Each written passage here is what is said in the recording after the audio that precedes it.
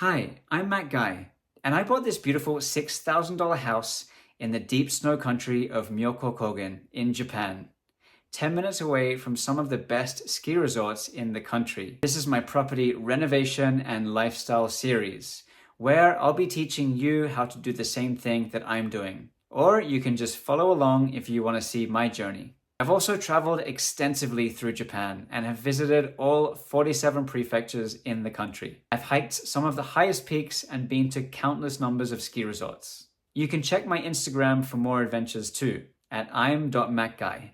Thanks for subscribing and for your support. Happy travels!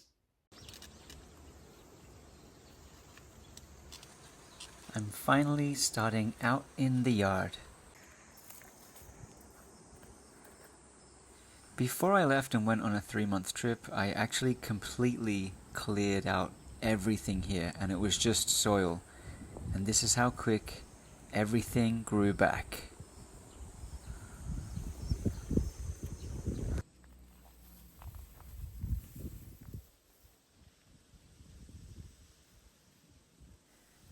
As I usually do with any of my building work, I start to plan things up front to make sure I capture everything that I'm looking for in my design, and to try to make sure I have all the information I need before making certain decisions.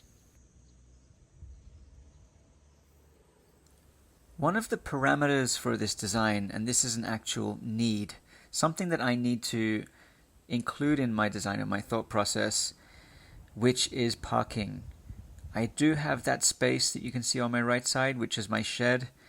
That actually does fit my car. I have a large car, and that will go in there, but it's not an easy fit. I do need to take some time squeezing that in there. When it comes to winter time, I'm going to need something that I can just drive right in and clear out easily with the snow.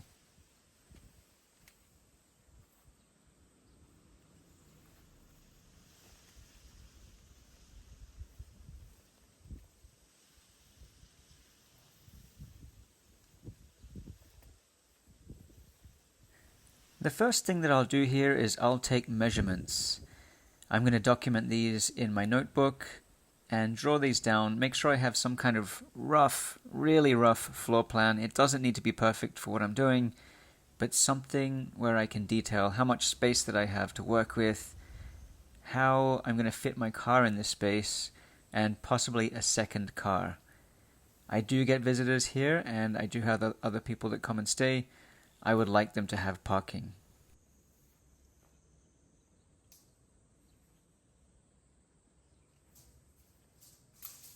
Previously, I had somewhere to park on the street, but that land is owned by somebody else, and while they've been kind enough and generous enough to let me park in their space, I need to take responsibility for my own parking, which is why I've decided to make sure not to bother anybody in my neighborhood, but just in general, I need to use my own land to park my car.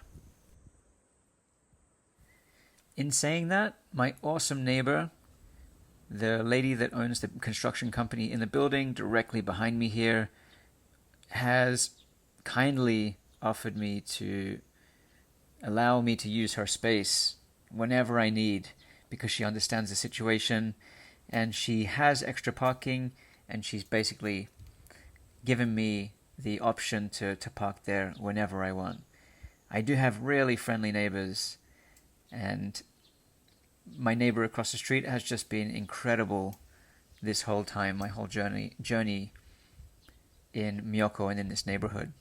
Very supportive and always helpful in every situation.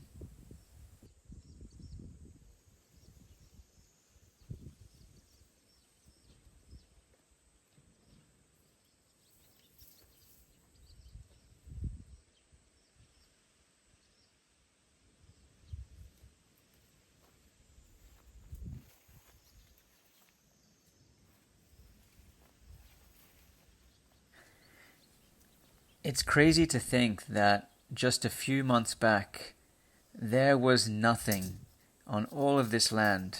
it just gets completely trampled by the snow all throughout the town and this village here.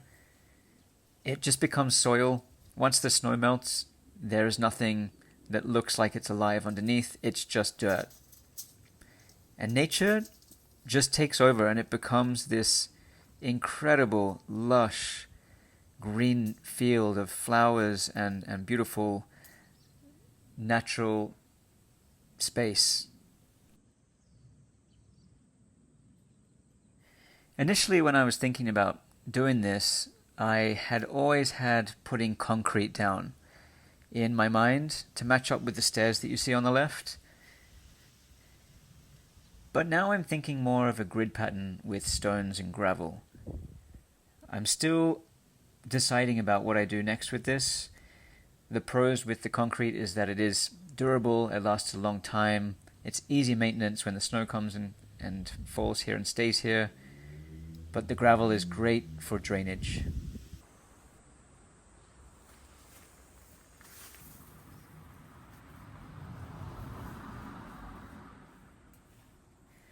This is behind the house, and it's probably the most private space that we have in the garden. It's definitely the most private space in the garden here.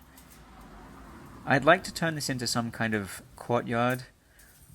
Again, I haven't completely decided at this point what I'm doing with this space, but I'm very much looking for a space that I can sit here and relax in peace and quiet.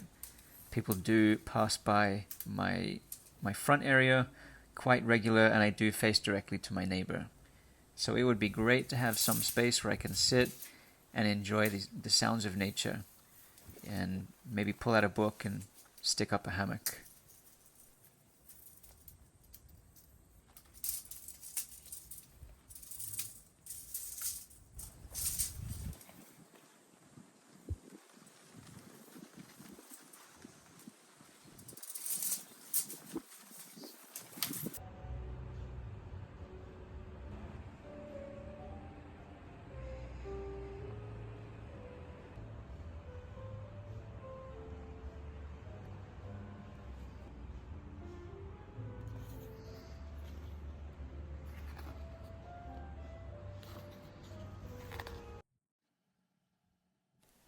After sitting down for a moment looking at the sizes that I'd managed to document, I also pulled out some of these books that I found on the shelves.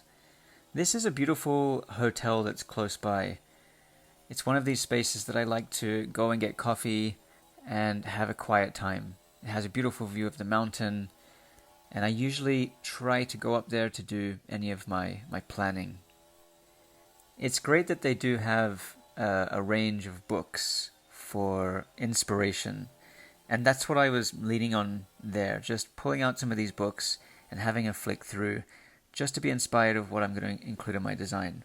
And to be fully transparent, I didn't document much on that white paper that I first showed up front, where I put down the measurements.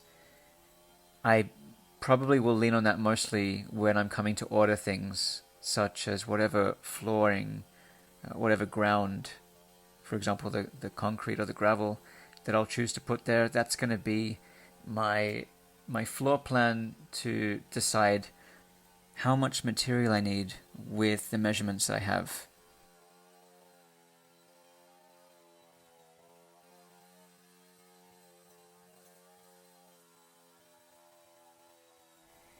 What I'm using to cut everything down is the equivalent of something like what I would call a whippersnipper. But in Japan, this is kind of the norm to cut most of your stuff down. They do have like a lawnmower, but it's so rare to see a lawnmower out in Japan. If you see guys cutting any kind of greenery on the streets, if they're maintaining the roads, the government, for example, they just pull these guys out and they just go straight over everything. And for the one that I'm using a blade for this. So there is the wires, just like the whippersnipper. There's little plastic, nylon cord. But this blade just goes through everything. It's pretty forgiving. And as you can see, I can whip right through this pretty quickly.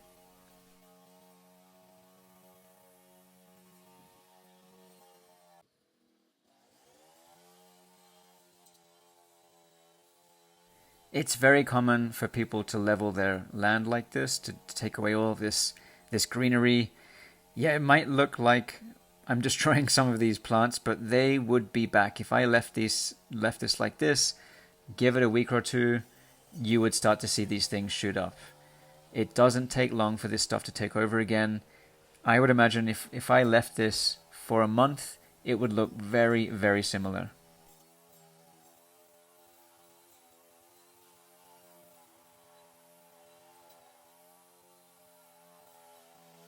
This is summertime Japan and it's very hot. Today is 30 degrees Celsius or about 85 degrees Fahrenheit, and it's 100% humidity.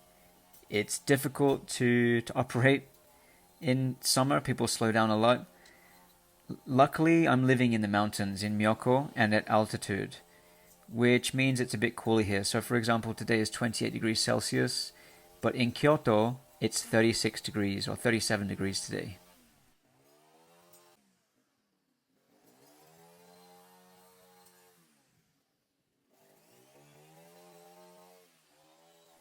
It doesn't take too long to whip through this with this machine. It's super handy and it works really well. And it's even faster for you because I've sped this up.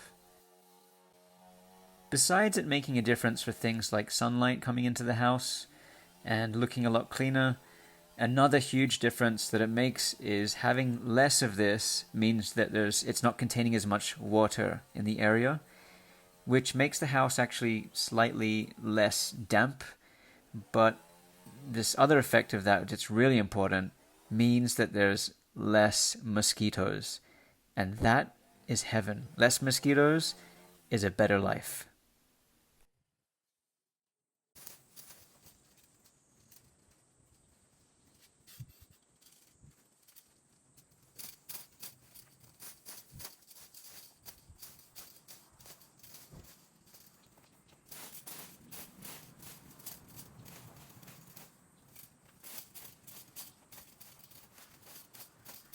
It's really opening up now, and you can see what a difference it's making. All of that light, it's going to dry out nicely.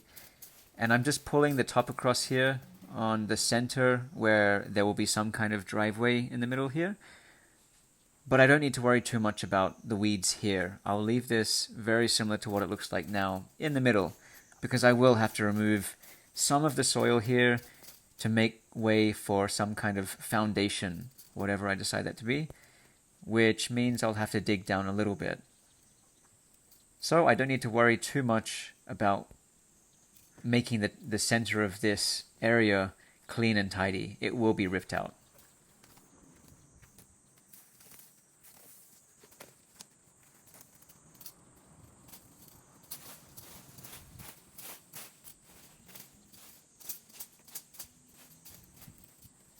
You might have spotted that Japanese maple on the left side, and that's a beautiful tree. This is the most that I've seen it with the leaves to this level. So actually when I moved into the house, this tree was right close to where I'm standing right now in the video. When I initially decided that this will have to be my driveway area, I definitely wanted to keep this thing, so after I removed the trees, which were across the front of the yard right there, where I'm standing right now, I also took the time to move a couple of the other trees, and one of them was that maple tree. The maple tree will for sure be one of the centerpieces of the garden. I'm going to leave that right where it is now, and that really does change the whole garden. And what I mean by that is the colors on the maple tree is forever changing.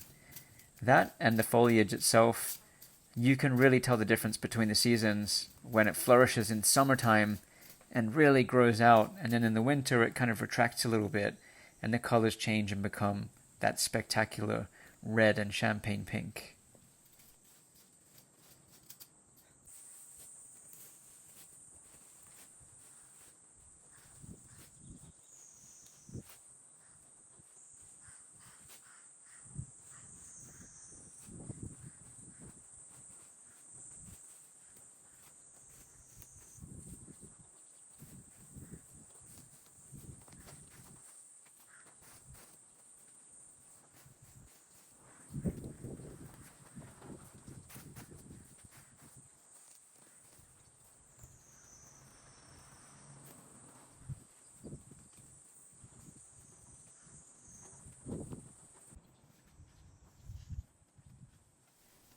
A really cool feature about my neighborhood are the fields directly across from where I live.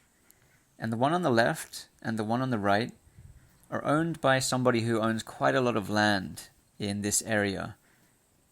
And he allows anybody in these streets who live around here to throw their garden waste in these fields, knowing that they wouldn't be used anyway, so he allows us to put them there. And the result of that is actually a really beautiful garden, because we have even flowers that we pull up from the soil. We don't intentionally take them out and put them there, but they do spout out and they end up looking really special, and it's somewhat of a kind of community garden in some ways.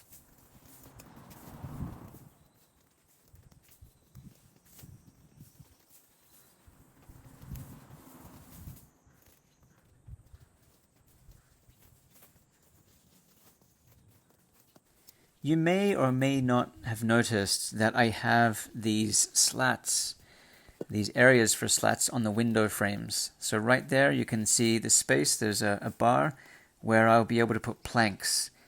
Those planks are to cover the windows for when the snow falls and builds up that high.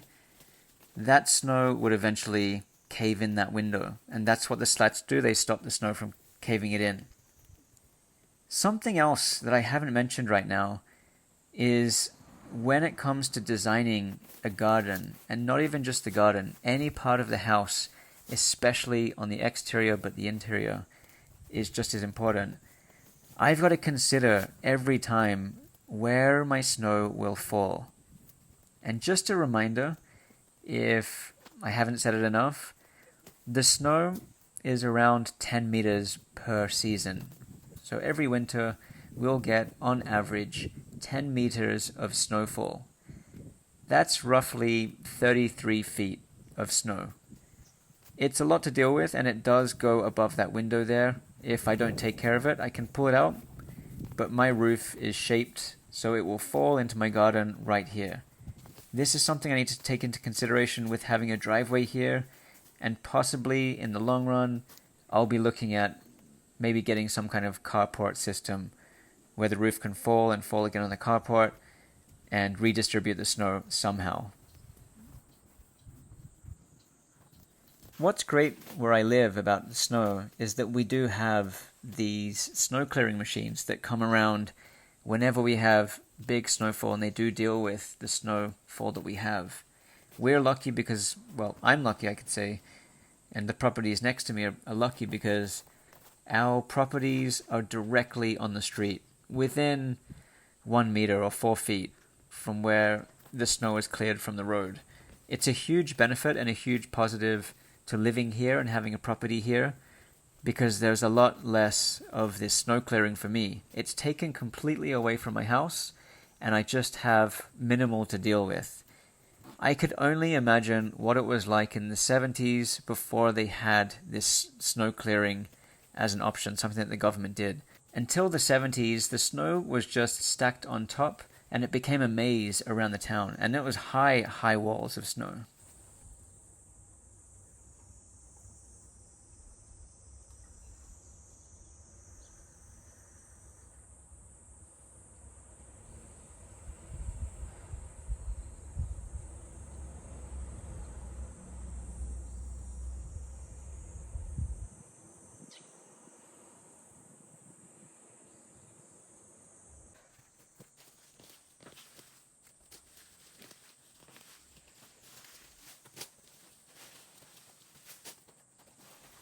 Since all of the easy work is all done, swiping the yard with the cutting machine, I'm now down to the end where I'm pulling out all of the weeds with my hands and just gathering anything that I can to completely remove this area of anything that's left behind.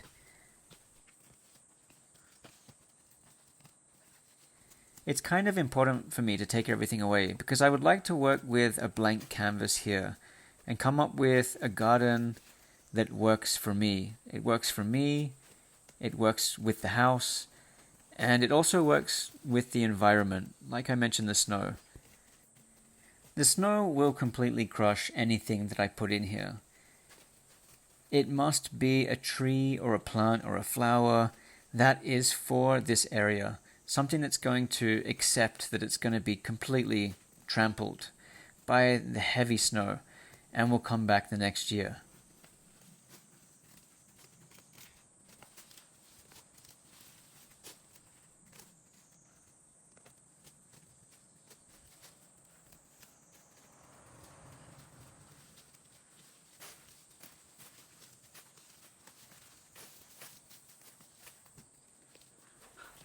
I really do wish that I made this look more peaceful, but I do just work really fast like this. It's effective, I'm efficient, but I just don't look majestic, as I wish I did.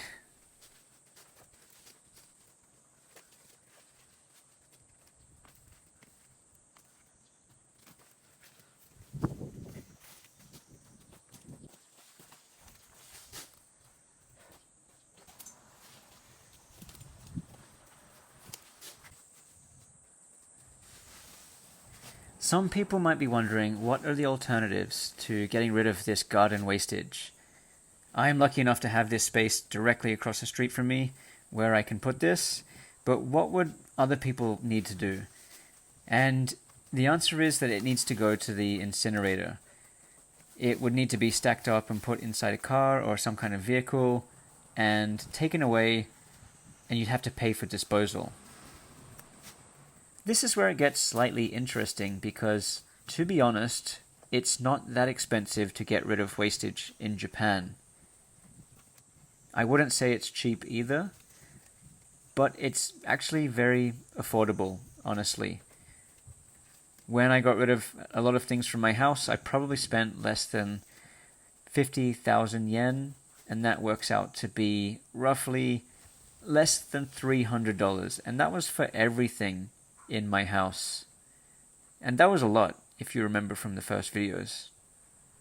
And if you don't remember from the first videos, we're talking about maybe 10 to 15 pieces of furniture, maybe 10 different futons, blankets. There was a lot, at least 10 to 15 carloads, and I have a pretty big car. You can see me sweeping up here and finishing everything off. It's very important in Japan to make sure everything is gone. You leave it as it was, so you have to make sure it is super clean.